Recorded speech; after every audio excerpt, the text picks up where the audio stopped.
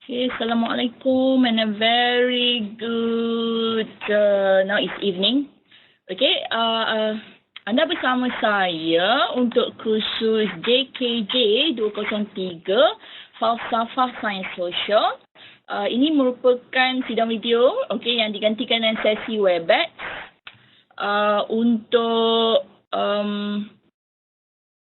JKJ 203 Falsafah Sains Sosial, please do not use your webcam because we are trying to minimize the what they call it in IT so that the file is not too big later for download. Okay, so just use the chat box, everyone. Okay, say hi. Okay, anda dari mana? Okay, send to everyone. Do not just send to me. Okay, if you have questions later, while we are having the discussion, okay, feel free to type, okay, or else you can always ask a question in the Padlet wall, or as well as in the Facebook, okay, or you can send email to me, okay. First thing, let me remind you all, okay, we are now down to 64 days before the start of your final exam. Okay, so are you ready? Or have you started? Okay, that's the question. Okay, with regards to bilangan sidang video dan juga merangkap sesi Webex selepas kursus intensif, sepatutnya ada 3. So, anda telah bersama dengan Dr. Chua, okay, in February. Okay, kemudian yang hari ini, okay, sesi kedua untuk selepas kursus intensif, dan akan ada lagi 2. Okay, that include satu sesi extra. Okay, kalau ikutkan cuma 3, tapi kita ada 4 sebab ada satu extra. Itu kira macam sesi ulang kaji lah. Oh, hi Raj, hi Ruz. Okay, siapa lagi? Oh, ada 2 orang je. Where is everyone else?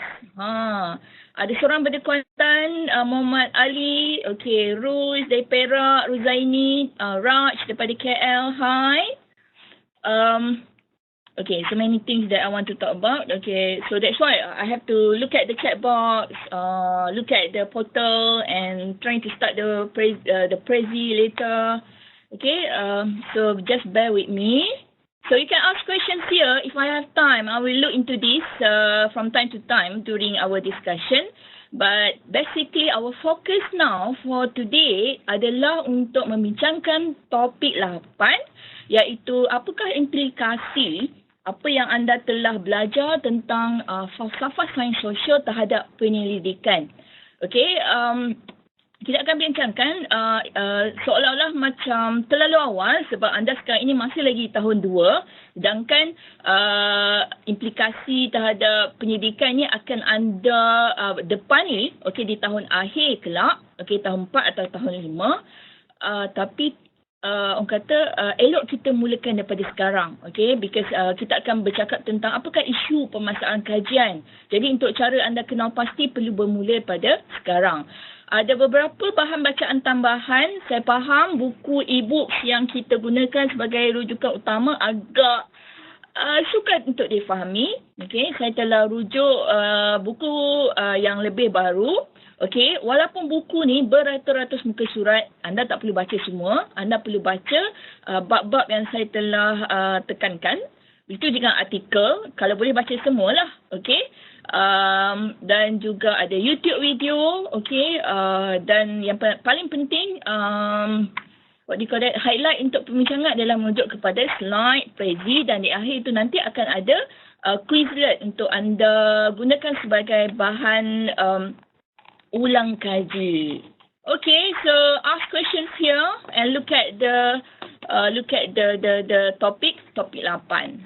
Okay, untuk Prezi saya macam biasa, you can find my Prezi is public and reusable. You can download, you can embed, you can share. Okay, you can also edit if I'm not mistaken. Okay, so feel free. You can download as PDF. So that settle the questions of mana dia PowerPoint slide. Okay, download this Prezi as a PDF. Okay, takkan tu pun saya nak ajar kan? Okay, let's start. Okay. apabila kita bercakap tentang implikasi falsafah sains sosial terhadap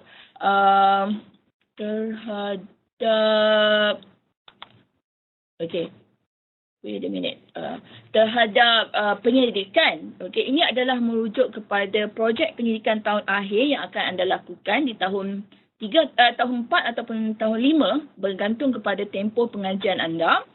Jadi untuk tujuan itu, di akhir perbincangan topik ini ataupun hari ini, anda akan diperkasakan dari segi pemilihan pendekatan pendidikan untuk bidang masing-masing. Ini dalam konteks yang umum, disebabkan anda semua ada terdiri daripada 3 meja, iaitu meja pengkhususan antropologi sosiologi, pengkhususan ekonomi, pengkhususan sains politik.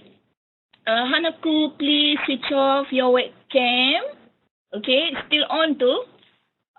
Tujuan untuk pemilihan pendekatan ataupun approach for your research ni adalah untuk memberikan justifikasi pemilihan approach ataupun pendekatan research anda dan memastikan ianya adalah bersesuaian dengan bidang pengkhususan anda. Jadi anda akan lihat nanti untuk mereka yang major dalam ekonomi, kaedah penyelidikan dia agak lain daripada mereka yang major dalam antropologi, sosiologi, begitu juga dengan sains politik. Please webcam try to switch it on. Kemudian objektif kedua adalah ulang kaji. Kalau sebelum ni anda telah belajar apa yang dikatakan sebagai ontologi. Boleh jawab? Apakah dia yang dikatakan konsep ontologi, konsep epistemologi, konsep falsafah sains sosial secara umum, dan kaitkan pengetahuan anda selama ini tentang pendidikan yang anda lakukan untuk projek tahun akhir nanti. Remember, memang ada banyak perkara yang anda tak tahu. Jadi, falsafah sains sosial, bidang what they call that as a level of wisdom, kita berminat untuk mencari ataupun membuat pendidikan untuk menghasilkan pengetahuan yang baru dalam satu sub bidang. Jadi konsep ontologi, epistemologi dan falsafah sains sosial ini perlu anda kuasai. Secara tak langsung kita akan bincangkan isu berkaitan metodologi dan reka bentuk pendidikan secara umum. Ini nanti penting untuk anda menghasilkan cadangan pendidikan yang berkualiti. Dan seterusnya, kita akan lihat secara umum juga isu perdebatan utama berkaitan dengan metodologi pendidikan sains sosial. Dia tadi berbeza antara antropologi dengan bidang ekonomi dengan bidang sains politik. Kita akan kenal pasti titik persamaannya di mana, perbezaannya di mana. Secara umum, dia tak akan membincangkan dengan detail. Jika kita lihat, ini saya lakukan untuk memberi anda bird eye view tentang bagaimana pengetahuan yang anda dapat daripada kursus falsafah sains sosial ini. Begitu juga dengan kursus-kursus pengantar di tahun 1 yang anda telah pun lulus dengan cemerlang, pengantar antropologi sosiologi, pengantar ekonomi, pengantar sains politik. Ini merupakan asas kepada sains kemasyarakatan, iaitu bidang umum yang anda sedang bidang umum yang anda sedang pelajari. Kita lihat satu persatu. Anda semua masih lagi di peringkat yang khusus sepunya, iaitu JKJ 203, falsafah sains sosial. Dalam masa yang sama, anda yang di Paras 200 juga sedang mengikuti kursus-kursus pendidikan mengikut bidang masing-masing. Jadi untuk major and source, anda sedang mengikuti kursus JKA 217 asas penyelidikan kualitatif dan kuantitatif. Perhatikan ya, kualitatif dengan kuantitatif macam dekat, ejaannya ada beza 1-2 huruf saja. Tapi maksud dia nanti akan bawa implikasi yang besar. Manakala major ekonomi akan sedang mempelajari tentang kaedah pendidikan ekonomi. Dan seterusnya, major sains politik anda sedang menguasai kaedah pendidikan sains politik. Okey, ini merupakan sub bidang, okey, yang telah disesuaikan kaedah pendidikan itu mengikut bidang pengkhususan ataupun bidang major anda. Okey, falsafah sains politik ni ada ekstra di situ. Dia ada kursus JKP 213 falsafah politik. Seterusnya di paras 300 dan 400, okey, menjelang tahun akhir anda, okey, untuk major and source anda akan berdepan dengan kursus research proposal and research planning method. Ini merupakan sambungan, okey, dan juga merupakan sebagai persediaan untuk anda masuk ke tahun akhir, iaitu melakukan projek penyelidikan yang di bawah tajuk khusus project selected social issues. Manakala major science politik, okey, anda akan teruskan, okey, dari segi usul penyelidikan sains politik dan seterusnya disertasi sains politik. Untuk major ekonomi agak berbeza disebabkan major ekonomi kebanyakannya akan menjurus kepada kaedah kuantitatif. Okay, I repeat, kuantitatif. Nama tajuk pun quantitative economics. Ini untuk paras 300 dan mereka yang major ekonomi akan berjumpa dengan saya, okay, untuk kursus ini dan seterusnya untuk tahun akhir akan menulis projek tahun akhir dalam konteks isu-isu ekonomi terpilih. Jadi anda boleh lihat apa yang anda pelajari setakat ini untuk JKJ 203 merupakan asas kepada persediaan, okey, untuk projek tahun akhir anda. Dan sekiranya anda berminat untuk sambung di peringkat master ataupun doktor falsafah, konsep yang sama dari segi penyelidikan kualitatif ataupun kuantitatif, penyediaan research proposal dan penulisan tesis ataupun disertasi ini akan anda lakukan di peringkat yang lebih tinggi. Okey?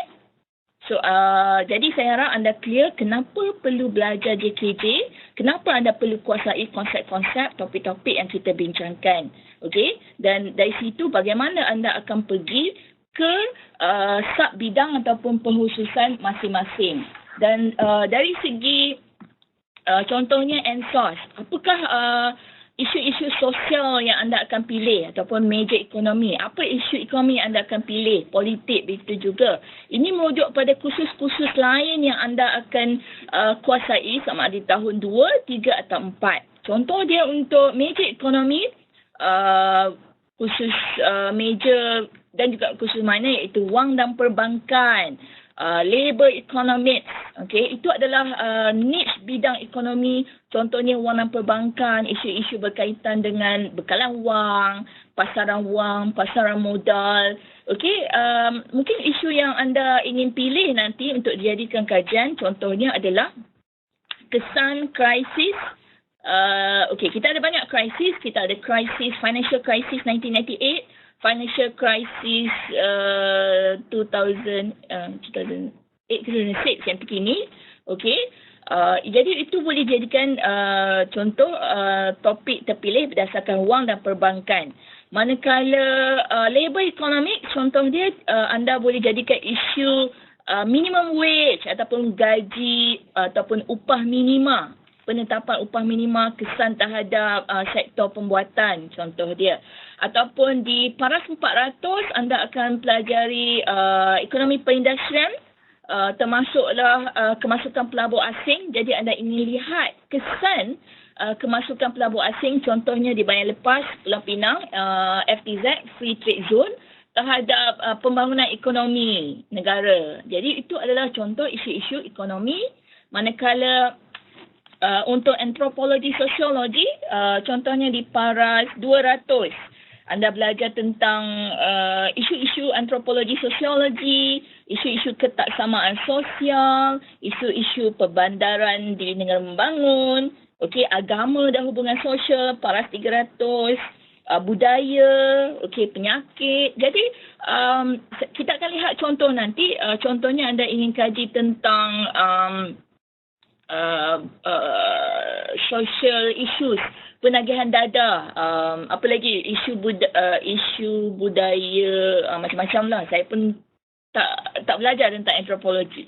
Kalau politik, contohnya anda berminat, yang saya tertarik, kajian oleh Dr. Nur Raihan yang mengkaji tentang penggunaan medium blog, medium sebagai salah satu bentuk social media ya dalam mempengaruhi pilihan raya. Kalau dahulu, bila bercakap tentang pilihan raya umum, maklumat yang sampai ke tangan pengundi adalah berdasarkan media radio dan televisyen yang agak terhad. Tapi untuk beberapa dua pilihan raya umum yang lepas, kita dapati pengundi tidak lagi bergantung kepada stesen televisyen ataupun radio yang terhad tersebut, tapi kita mempunyai pelbagai sumber daripada social media, daripada media antarabangsa yang melalui capaian internet. Jadi itu memberikan kesan terhadap pemilihan pemerintah. Itu anda boleh kaji dalam sains politik. Anda ingin kaji tentang contoh dia kesan 13 Mei. Bukan dari segi pensejarahan, tapi dari segi pembentukan perkembangan politik Malaysia. Jadi anda boleh gunakan apakah kaedah-kaedah pendidikan yang bersesuaian. Itu ada contoh dan kita boleh kembangkan lagi apabila anda telah kuasai sesuatu sub bidang major anda. Cukup saya rasa untuk contoh-contoh isu yang anda boleh lakukan. Jadi apabila kita bercakap tentang asas penyelidikan, anda juga telah kuasai tentang penyelidikan ini dalam kursus kaedah penyelidikan, dan ini berkait dengan topik 4 apabila kita kaji asal-usul bidang sains sosial, dan dibandingkan dengan falsafah sains. Dan anda boleh rujuk artikel ini daripada topik 4 yang saya telah letakkan di portal, muka surat 4 hingga muka surat 9 hingga 14. Apabila kita cakap tentang pendidikan, bila cakap pasal isu itu tadi, itu merupakan permasalahan pendidikan, your problem statement. Apa yang anda ingin kaji, apakah hipotesis ataupun teori ataupun theoretical framework yang anda akan gunakan. Dari situ anda perlu reka bentuk pendidikan, design your study. Perlu primary data collection, secondary data collection. Primary data collection sama ada perlu lakukan interview ataupun just send email, questionnaire, ataupun perlu observation.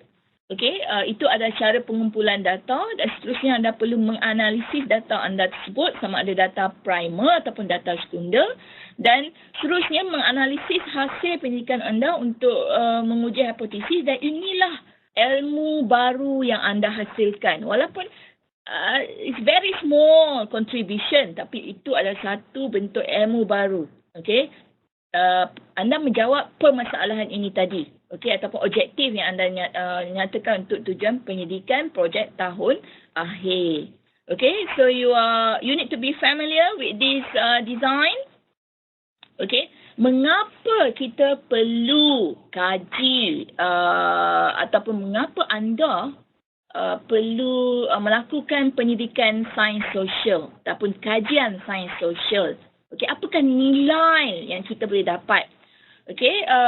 Kalau kita lihat petikan artikel daripada topik 8 yang saya sertakan, anda boleh lihat artikel ini.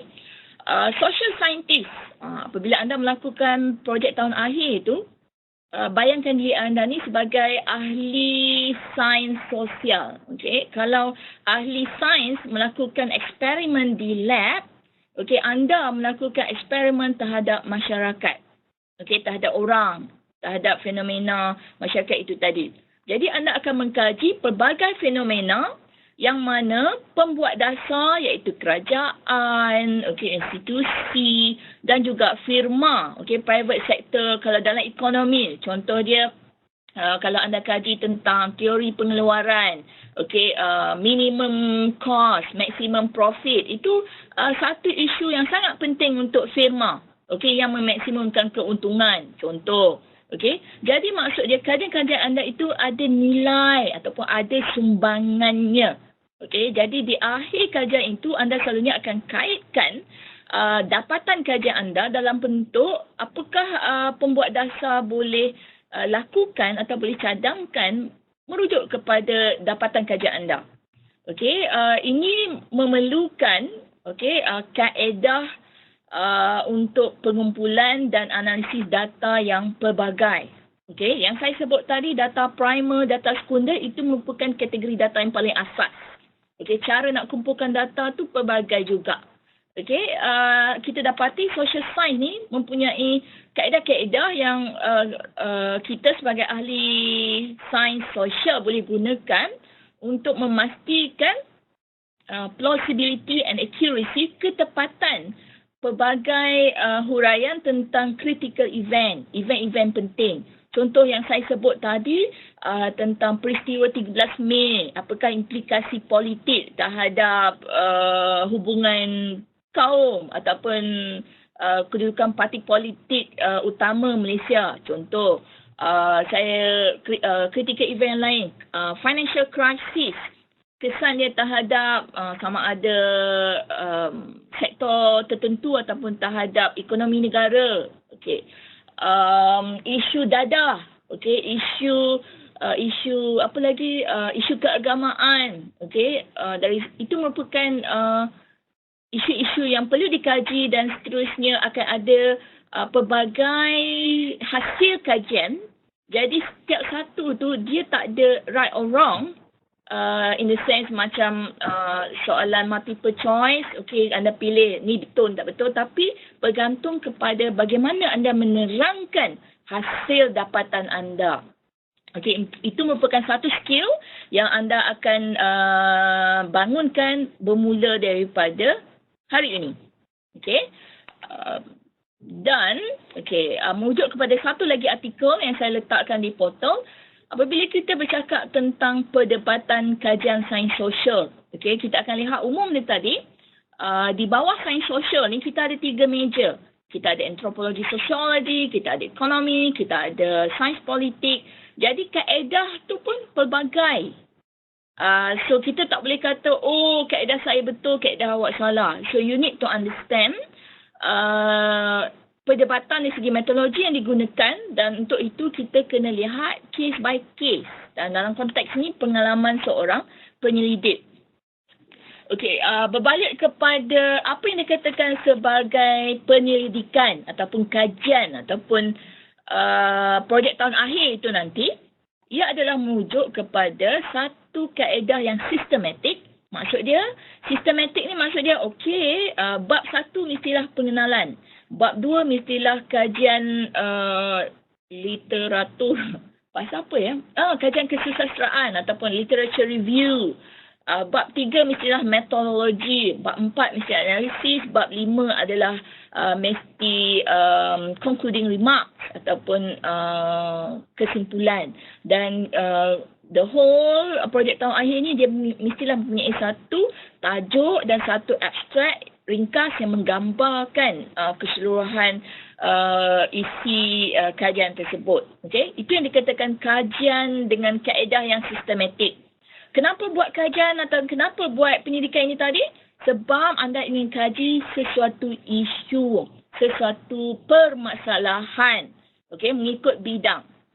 Kaedah yang sama, contoh dia kaedah kuantitatif menggunakan regression and correlation turut digunakan oleh pengkaji dalam bidang sains, pengkaji dalam bidang engineering. Tapi untuk kes anda, anda akan kaji dalam konteks sains sosial, bidang masing-masing sama ada antropologi, ekonomi atau sains politik.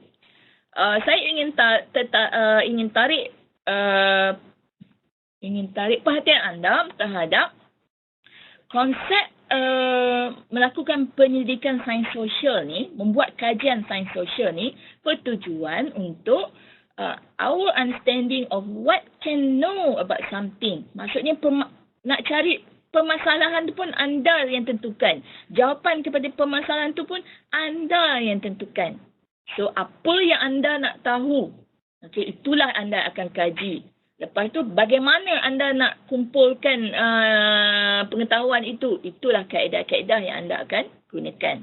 Jadi, bila bercakap tentang kajian ini tadi dalam sains sosial, kebanyakannya akan berfokus kepada paradigma sama ada beraliran positivis ataupun non-positivis.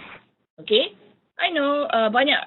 Ini merupakan tambahan terma baru yang anda perlu kuasai.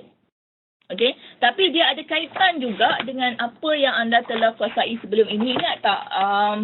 Siapa tu yang cakap tentang manusia dilahirkan sebagai tabula rasa?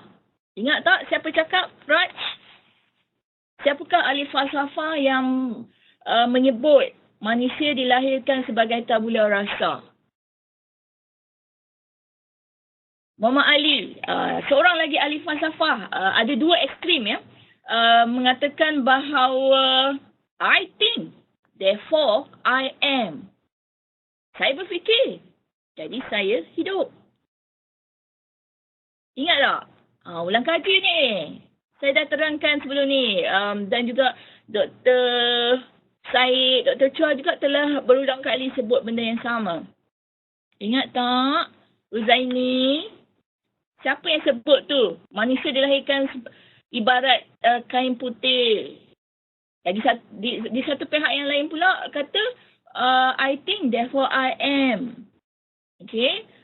Untuk membincangkan positivis dan non-positivis ni, kita pergi balik kepada aliran falsafah yang satu kata, ini dari segi epistemologi. Okay, dari segi sumber ilmu pengetahuan tu, konsep epistemologi tu pun saya dah bincangkan. So, sumber pengetahuan tu ada dua. Okay, kalau ikut Descartes, sumber ilmu pengetahuan tu adalah fikiran manusia. Dan dari situlah datangnya aliran rasionalisme ataupun golongan rasionalis. Descartes, Kant, Spinoza, Leibniz. Okey, dan ini juga membawa kepada aliran idealis. Okey, maksudnya apa yang akal boleh fikirkan, itulah dia sumber ilmu.